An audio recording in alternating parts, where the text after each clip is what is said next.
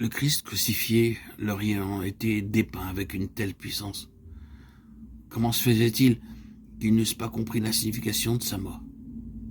Avant que le chemin de la foi leur eût été révélé, ils étaient emprisonnés sous la loi, Galates 3, 23, parce qu'ils ne pouvaient pas accomplir la loi. Mais Christ les avait rachetés, avait été malédiction pour eux, de sorte qu'ils pouvaient par un acte de foi recevoir le Saint-Esprit, Galates 3, 13, 14, et par sa puissance en eux marcher en nouveauté de vie. Avait-il oublié que c'était par la foi en Jésus-Christ qu'ils étaient devenus enfants de Dieu, et que tous ceux qui avaient été baptisés en Christ avaient revêtu Christ, Galates 3, 27. Était-ce en vain qu'ils avaient tant souffert? Allaient-ils retourner à la prison où leur âme avait été enchaînée et se remettre sous l'esclavage de la loi, au lieu d'entrer dans tous leurs privilèges d'enfants de Dieu?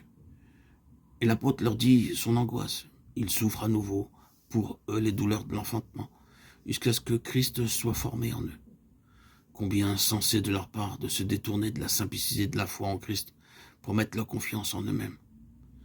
Et derrière les instruments, les hommes dont il se sert, Paul discerne à l'œuvre le grand ennemi des âmes, qui cherche incessamment à prendre dans ses filets les enfants de Dieu et à les éloigner du calvaire. Œuvre néfaste à laquelle il travaille sans relâche pour séparer les rachetés de leur sauveur. L'adversaire, celui que le Seigneur a nommé le père du mensonge, sait comment séduire, comment fasciner les âmes, comment les détourner insensiblement de la croix du calvaire. Ses ressources sont innombrables. À chaque nouvelle étape de la vie chrétienne et du développement spirituel, il est là avec quelques nouveaux pièges appropriés à chaque état d'âme. Partout où sont nées se sont propagées quelques doctrines d'erreur, quelques déformations de la vérité.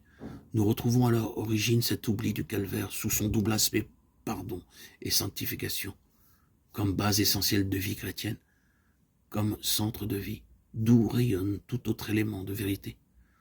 Aucun élément de vérité ne doit jamais être poussé jusqu'en ses limites extrêmes au détriment des autres, mais rester sous le rayonnement de la croix.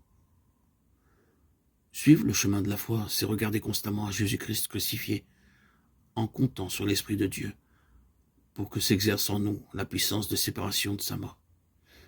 D'abord, puis celle de sa vie. Alors, seulement Christ sera formé en nous, et nous pourrons croître jusqu'en la mesure de la stature parfaite de Christ. Que toute âme rachetée par le précieux sang de Christ, qui croit que la prédication de la croix est la puissance de Dieu, qui a décidé de mourir avec Christ et s'est uni au Seigneur ressuscité, veille à recourir incessamment à la croix, bénissant Dieu de s'y trouver crucifié avec son Sauveur.